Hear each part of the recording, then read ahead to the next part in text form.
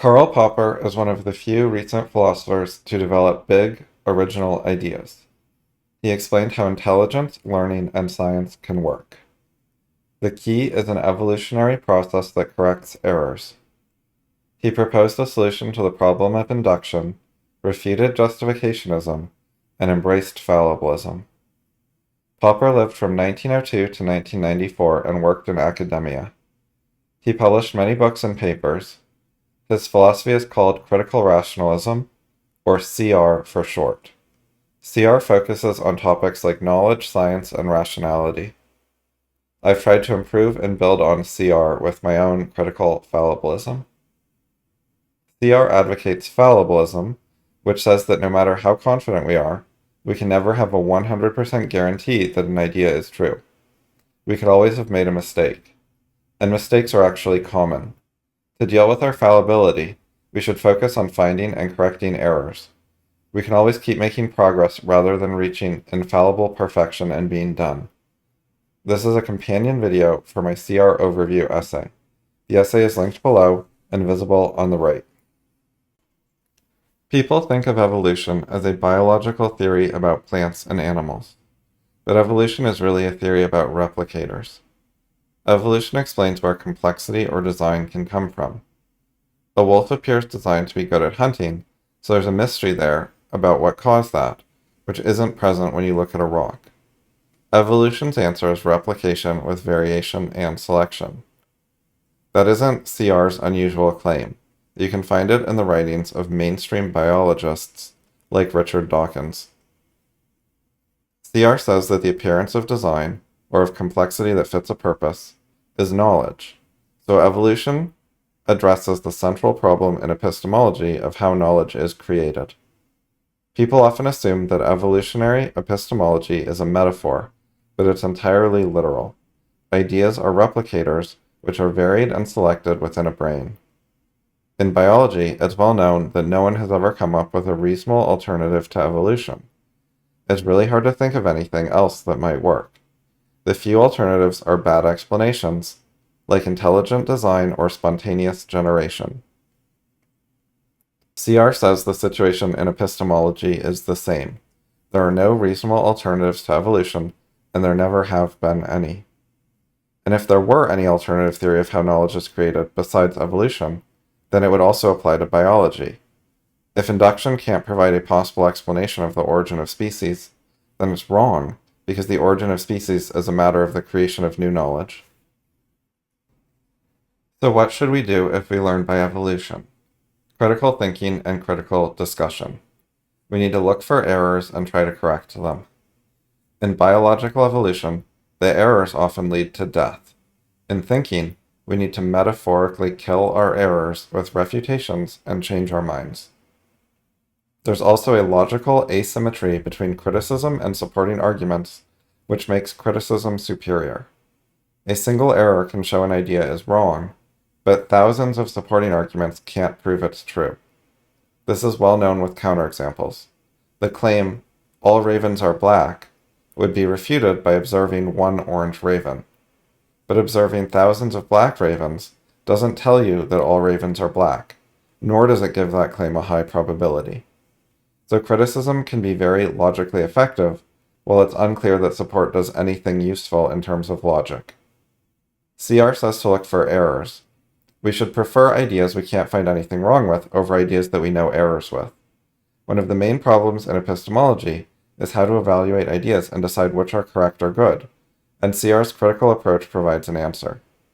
We also have to generate ideas, so CR calls its method conjectures and refutations, which means coming up with ideas and also trying to find errors in them. It's basically brainstorming and critical thinking. CR is a minority viewpoint. It's only decades old instead of millennia. The most popular view tries to decide which ideas are good by looking for positive support. Popper calls this justificationism because of the widespread claim that knowledge consists of justified true beliefs. Justification and support are synonyms. CR says all three words in justified true belief are errors. Criticism is logically better than justification, like we saw with ravens. The demand for knowledge to be true is infallibilist, and the demand for knowledge to be a type of belief implies that a wolf's genes don't contain any knowledge, since genes don't have beliefs. It also means that books don't contain knowledge, since books don't believe anything.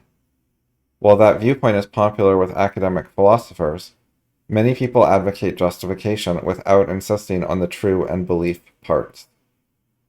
Criticism works well because it deals with an important logical relationship called contradiction.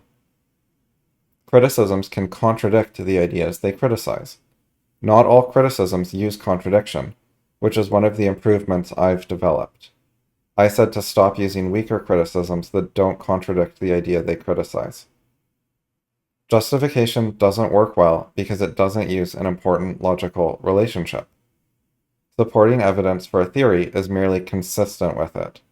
Consistency just means there isn't a contradiction. But the absence of a contradiction doesn't actually tell you something is good or true. Every false idea has vast numbers of things that don't contradict it, but it's false anyway because of something else that does contradict it. Fallibility means we can always be mistaken even when we're really confident. Mistakes are pretty common, and we can't get guarantees that ideas are true. We also can't have a guarantee that an idea has a low probability of being false. Justificationism can be viewed as an attempt to fight against fallibility. The goal of justification is to prove ideas are true or reduce the possibility of ideas being false. In other words, to make ideas infallible or less fallible. Popperians accept our fallibility and focus on error correction. Induction is a popular version of justificationism that's over 2,000 years old. Modern versions focus on learning from patterns in evidence. Finding patterns and accumulating more evidence is claimed to support ideas. There are mistakes here. It has the logical problems with justification that I explained earlier. Its focus on data neglects conceptual explanations, and it's similar to intelligent design. The problem with intelligent design, as a rival theory to biological evolution, is that it presupposes knowledge. It's supposed to explain where knowledge comes from, but it assumes a designer who has the knowledge needed to design the animals. It fails to explain how that knowledge could be created, starting with no knowledge. Induction presupposes an intelligent person who can find patterns in data. It relies on knowledge instead of explaining the origin of knowledge. Finding patterns in data is hard and requires lots of intelligence and critical thinking to do well. The difficulty is that there are infinitely many patterns compatible with any finite data set. So the hard part isn't finding a pattern, but figuring out which patterns matter. Inductivists tend to rely on their intelligent intuition to guide them, because no theory of induction gives step-by-step directions for choosing between any set of patterns. Claiming the future will probably resemble the past ignores the issue of in which ways the future will resemble the past. Claiming that patterns tend to hold over time ignores the issue of which patterns. No matter what happens, some patterns hold and some don't. The future always has similarities and differences from the past. Inductivists have also failed to define what counts as a pattern or what counts as two things being similar. There are some attempts to make induction work using probability. CR criticized them, but I don't have time to cover them now.